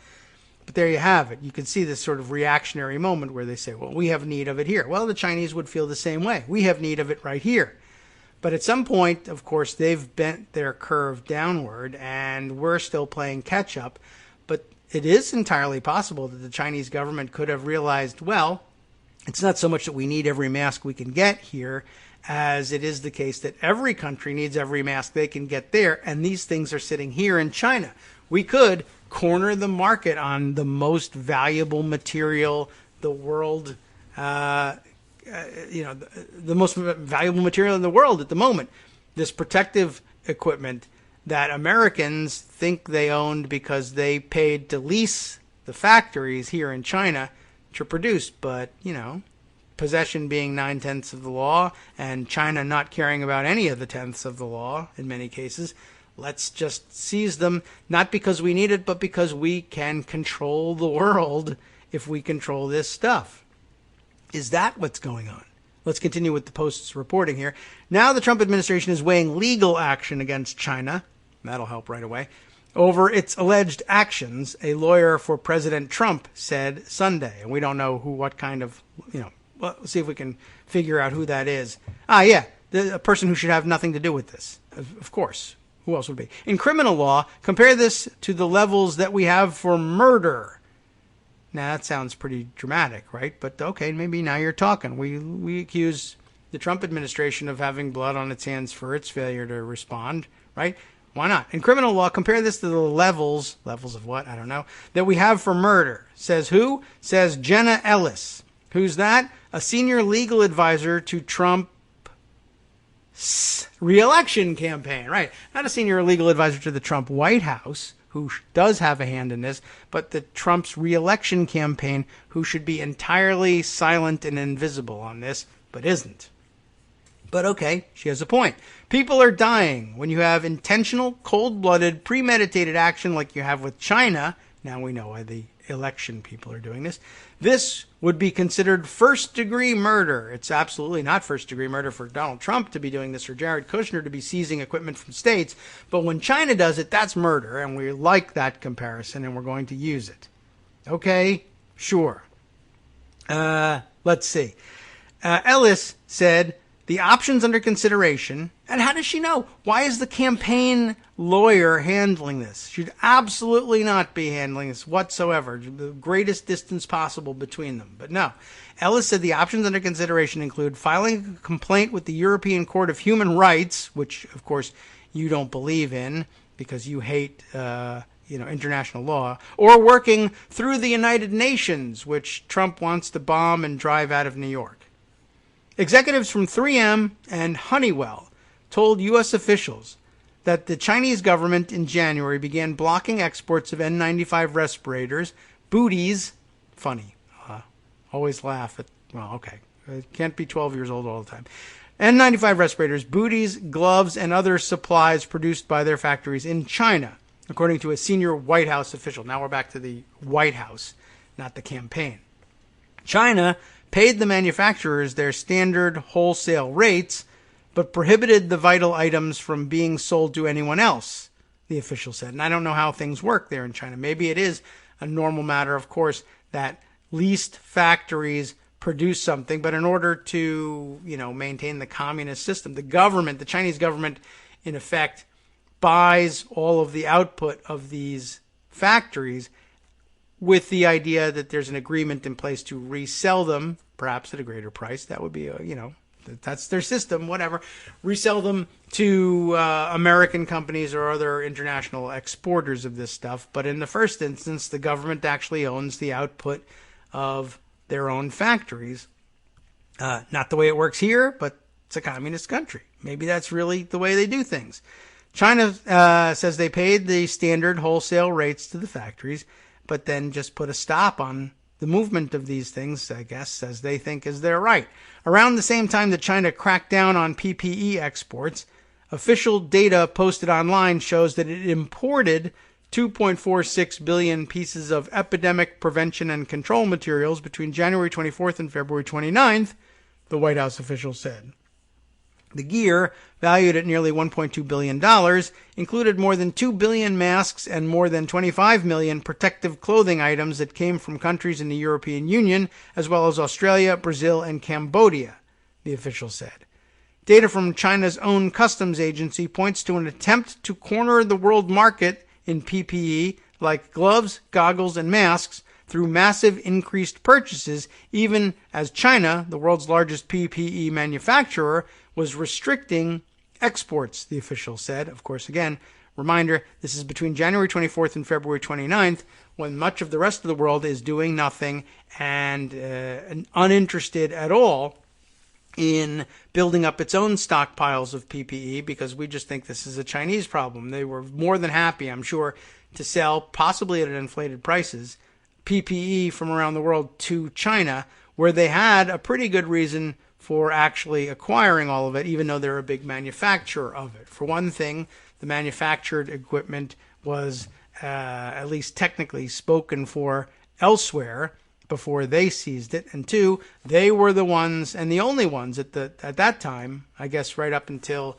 I guess by late January, we had one case. And remember, we were going to have zero soon.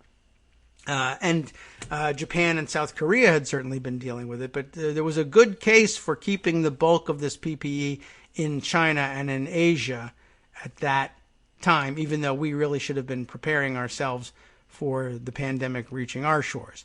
Last week, Trump invoked the Defense Production Act, allegedly, to order St. Paul, Minnesota-based 3M to prioritize production of N95 respirators for the Federal Emergency Management Agency. Michael Wessel, a founding member of the Federal U.S.-China Economic and Security Review Commission, confirmed the situation and said the Chinese maneuvering had left American hospitals starved of PPE to fight this crisis. We understand that China has engaged in policies to try and not only develop its own capabilities, but to do so at the expense of producers around the world, said Wessel, formerly a top staffer to ex-U.S. Representative Dick Gephardt of Missouri, a Democrat, for those of you who might not remember or have questions in your mind. But that's interesting. So interesting the way he puts it, that they were going to not only develop its own capabilities, but do so at the expense of producers around the world. Except the producers weren't around the world. They were in China. They were their producers, though they did buy some equipment from elsewhere. At a time when demand was rising to deal with the crisis, China was marshaling all of the products for its own use. Wessel said that some of China's actions are probably illegal, but to bring cases when you're in the middle of a crisis does little good for the patients who are in the hospital on ventilators and might not have been there had they had access to PPE. Wessel also said that while China had recently begun easing exports of PPE, they're using it for soft power, essentially saying it's a humanitarian gesture, they are saying this, to try to curry goodwill with American people when some of the problems we're facing are the direct result of Chinese policies. Seems like a valid point. Christian Whitten, Whiton, a former senior diplomacy and trade advisor to the George W. Bush and Trump administrations, described Chinese control of PPE as political warfare. It looks like a coordinated effort between the Chinese government and industry, and that's always going to be a coordinated effort. It's a communist country. But okay. Looks like a coordinated effort where they used to be nothing but exporters, yes, of the stuff, but now they turned around and they're importing it while banning all exports, said Whitten, now a senior fellow for strategy and trade at the Center for the National Interest. What is most interesting to me when we get through this crisis, I think there's rage, not just concern, but rage in Congress about China, certainly with Tom Cotton, and from the American people that China is culpable one way or the other, he added. Be careful with that. Honeywell said in a statement, for the majority of the first quarter, China was experiencing the most acute effects of the COVID-19 crisis, so all the masks from the facility in question were utilized for local consumption. Production at the facility in question remained under Honeywell management's control throughout the coronavirus outbreak. I have doubts about that, but that's what they have to say.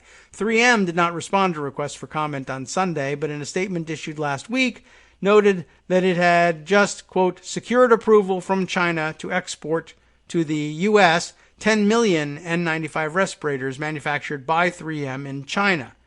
Steve Bannon, making an appearance here, a former White House chief strategist under Trump and the host of the podcast, why plug it?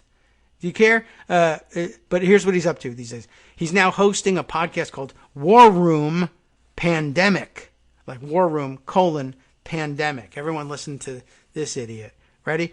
Well, he said the behavior of the Chinese government was equivalent to a biological Chernobyl, which is actually what's happening here in the United States and is actually his boy Trump's fault. But whatever. He's going to blame it on the Chinese because that's what that's what he gets paid for. And who's paying, by the way? The same people that understood this virus had human-to-human transmission and was going to be a pandemic were at the same time vacuuming up every piece of PPE from the U.S., Brazil, and Europe, said Bannon, who formerly lived in Shanghai, did we ever hear about this one, when he ran on an online gaming company. They're at war with the West. This story shows the world what Chinese citizens are dealing with, he said. The Chinese embassy in Washington, D.C. didn't respond to a request for comment. So, all right, that manifests itself in trying to call it the Chinese virus, et cetera, et cetera. But this is actually a separate arm of the same story. Here's Steve Bannon trying to insist that that we knew nothing about this, when in fact, of course, they said they knew that it was human to human and it was going to be a pandemic, and they're vacuuming up every piece of PPE. But at the same time, our intelligence agencies were warning Trump, this is going to be a pandemic, and the Chinese are vacuuming up every piece of PPE that they can get. What do you want to do about it? And he said, I want to go play golf. I want to have rallies. I don't want to do anything. And there's money to be made. It's great that they're buying stuff from the U.S. Fantastic. Sell everything we can. Until, of course, it became too late. And, well, what are you going to do? Well, the answer is, I guess you show up in Shanghai, and when they finally do agree to export some of this stuff, you try and grab it up from the French and the Germans, saying, well, it was supposed to be ours in the first place, but it was stolen by the Chinese the first time, so we're just stealing what was stolen from us, which isn't stealing, or something like that. And in the meantime, that's just step one in our Project Air Bridge, which I keep saying online is just War Dogs, but for PPE.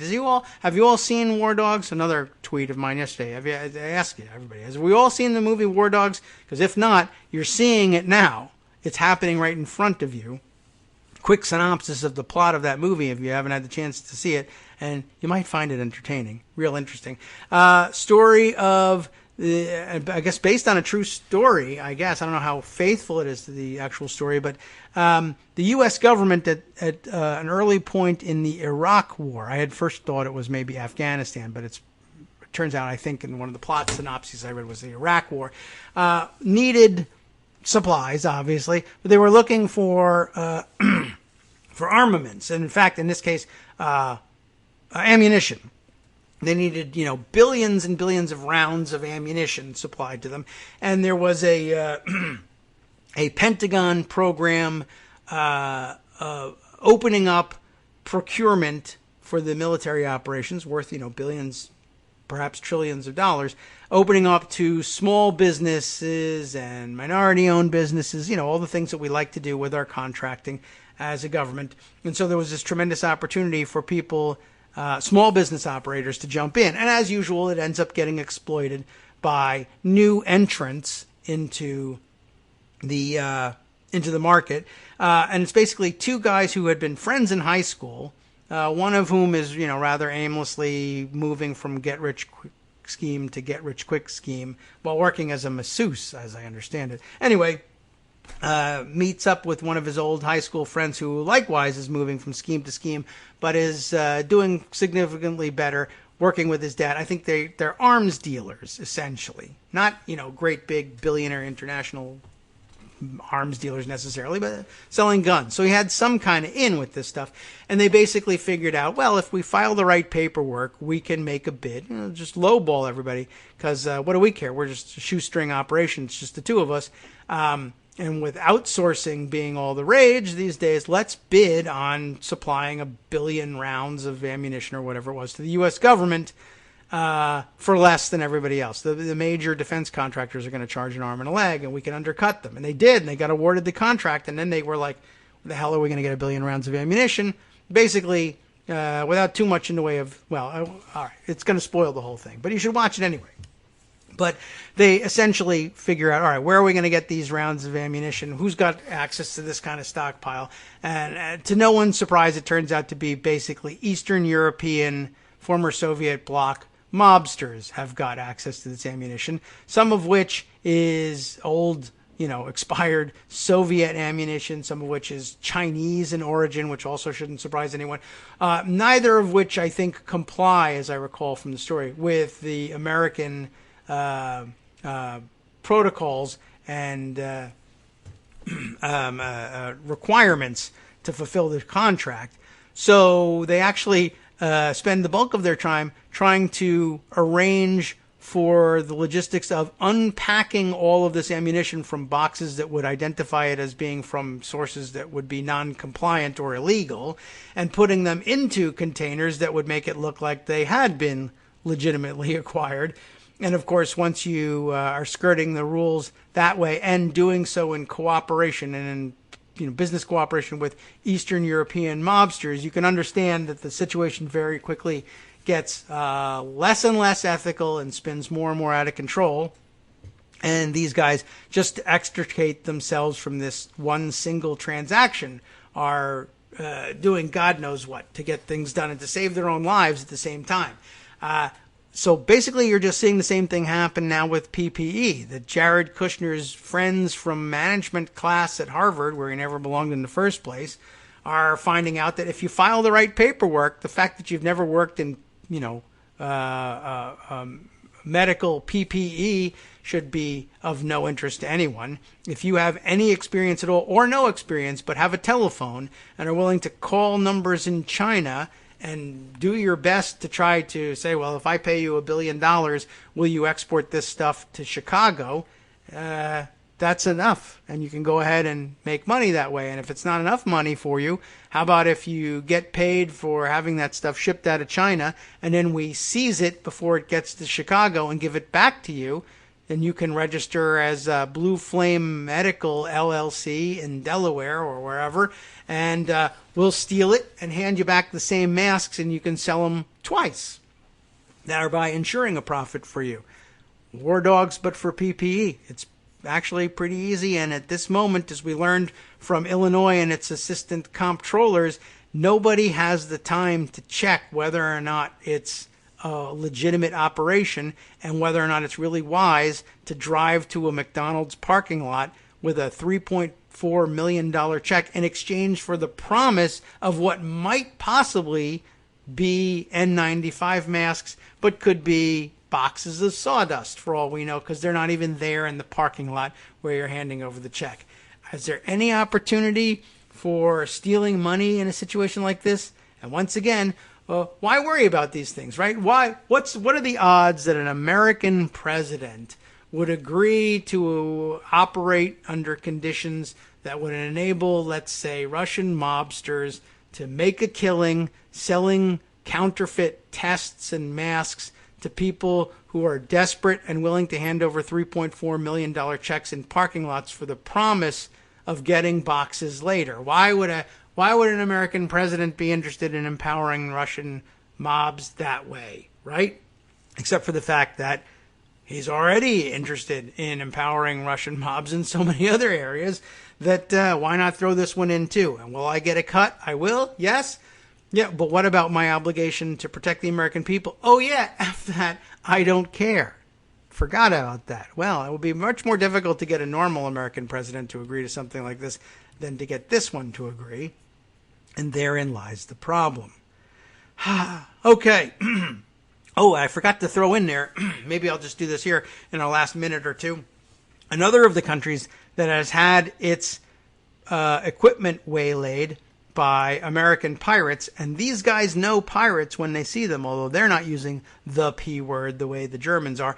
Barbados, of all places. You can't hide your piracy from the people of Barbados. They know about it. The Miami Herald reports this one, and I'll give you at least the headline before moving on to another important point about it, or interesting point anyway. Jacqueline Charles writes, Barbados accuses U.S. of blocking ventilators for coronavirus, then walks back the allegation. We'll see what that's all about. But for a moment there anyway, back on April 6th, Barbados was the latest country, I confuse the two of them so often, to accuse the United States of blocking it from acquiring critical medical equipment for fighting COVID-19. You all know, of course, what the disease is. I don't have to tell you that. In a live broadcast on a national briefing Sunday, Health Minister Lieutenant Colonel Jeffrey Bostick said that 20 ventilators purchased by a philanthropist had been seized in the U.S., but not long after stories from island media outlets went online detailing his comments, the Daily Nation in Barbados published an article walking back Bostick's allegation.